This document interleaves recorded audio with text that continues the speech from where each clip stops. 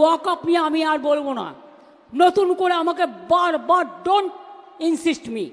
ওয়াকআপ আমাদের এখানে কোনো কোশ্চেন নেই। যদি ওয়াকআপ নিয়ে আন্দোলন করতে হয় দিল্লিতে যান, এখানে নয়। বাংলায় আপনাদের কোনো প্রবলেম নেই, বাংলায় আমি আছি, মনে রাখবেন।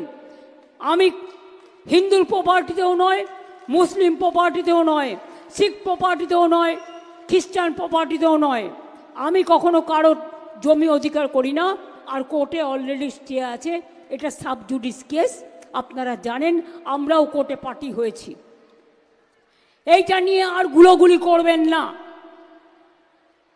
গুলোগুলি করবেন না।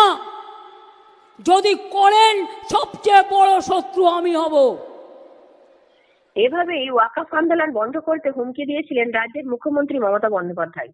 ওয়াকফ সংশোধনী আইনের বিরুদ্ধে রাজ্যে নাকি প্রতিবাদ করা যাবে না, এই ফতোয়া দিয়েছিলেন খোদ মুখ্যমন্ত্রী।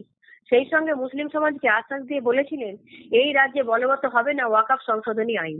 তিনি যখন রয়েছেন মুসলিমদের সম্পত্তি কেউ নিতে পারবে না। মুখ্যমন্ত্রী সেই দিনের বক্তব্য শুনে ভয় বা আশ্বাস যাই হোক না কেন মুসলিম সমাজ রাজ্যে আন্দোলন বন্ধ করে দেয়। মমতা বন্দ্যোপাধ্যায় রয়েছেন, তাহলে এই আইন থেকে রক্ষা পাবে ওয়াকফ সম্পত্তি, এই আশাতেই বসেছিলেন মুসলিম সমাজ। বাস্তবে কি ঘটলো? আইন আটকানো গেল না। কেন্দ্রের নির্দেশে গত 6 জুন থেকে শুরু হলো দেশ জুড়ে উম্মিদ পোর্টালে ওয়াকফ সম্পত্তি আপলোড প্রক্রিয়া।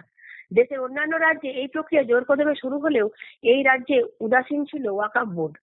ওই যে মুখ্যমন্ত্রীর ওপর অগাধ ভরসা করে বসেছিলেন মুসলিম সমাজ, উনি যখন আছেন এই রাজ্যে এই আইন বলবৎ হবে না এই ভরসায়।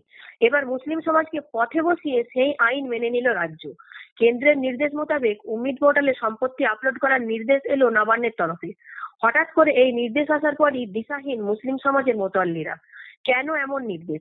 তাহলে ওয়াকফ সংশোধনী আইন মেনে তা বলবৎ করলেন মুখ্যমন্ত্রী? এতদিনে তার মিথ্যা আশ্বাস ছিল। এই মুখ্যমন্ত্রীকে কি আর ভরসা করা যাবে? প্রশ্ন তুলছেন মুসলিম সমাজ।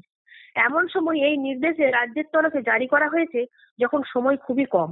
উম্মিদ পোর্টালেতে গত 6 জুন থেকে সম্পত্তি আপলোড করার প্রক্রিয়া শুরু হয়েছে, শেষ হবে আগামী 5 ডিসেম্বর। আর এই সম্পত্তি আপলোড প্রক্রিয়া জেলা শাসকদের নির্দেশ দেওয়া হলো 27 নভেম্বর, অর্থাৎ 8 দিন আগে। এই 8 দিনের মধ্যে রাজ্যে 82,000-এর বেশি সম্পত্তি কি আপলোড করা সম্ভব? যদিও কিছু মোতাল্লিরা আন্দাজ করতে পেরেছিলেন মুখ্যমন্ত্রীর আশ্বাস আসলে মিথ্যাচার, তাই নিজের উদ্যোগ নিয়ে উম্মিদ সম্পত্তি আপলোড করেছেন। যদিও সেই সংখ্যাটা খুবই কম, 82,000-এর সম্পত্তির মধ্যে আপলোড হয়েছে মাত্র 2,500। বাকি সম্পত্তি আপলোড করার জন্য 8 দিন আগে ক্যাম্প করার সিদ্ধান্ত সরকারের। গত 27 নভেম্বর নবান্নর তরফে একটা অর্ডার পাঠানো হয়েছে সমস্ত জেলার জেলা শাসকদের। ওয়াকফ সম্পত্তি আপলোড করার জন্য মোতাল্লিদের সঙ্গে যোগাযোগ করার নির্দেশ দেওয়া। এর পাশাপাশি 12 জন অফিসার নিয়োগ করা হয়েছে, যারা এই 8 দিন জেলায় জেলায় সফর করে উম্মিদ পোর্টালে সম্পত্তি আপলোড বিষয় নিয়ন্ত্রণ করবেন। সরকারের এই বিশাল কর্মযজ্ঞ আগে শুরু হলো না কেন? কেনই বা আইন বলবৎ না করার মিথ্যা আশ্বাস দেওয়া হয়েছিল? এখন এই সময়ের মধ্যে নথিপত্র ঠিক করে সম্পত্তি আপলোড না করা গেলে দায় কি রাজ্য সরকার নেবে?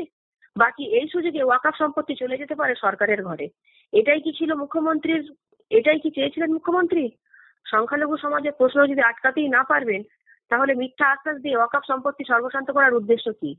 তার হুমকিতে আন্দোলন বন্ধ হয়েছে, তার উপরই ভরসা রেখেছিলেন মুসলিম সমাজ। কিন্তু সেই মুসলিম সমাজের জন্য কি করলেন মুখ্যমন্ত্রী? এরপরেও কি মুখ্যমন্ত্রীর উপর ভরসা থাকবে সংখ্যালঘু সমাজের? প্রশ্ন থেকেই যাচ্ছে।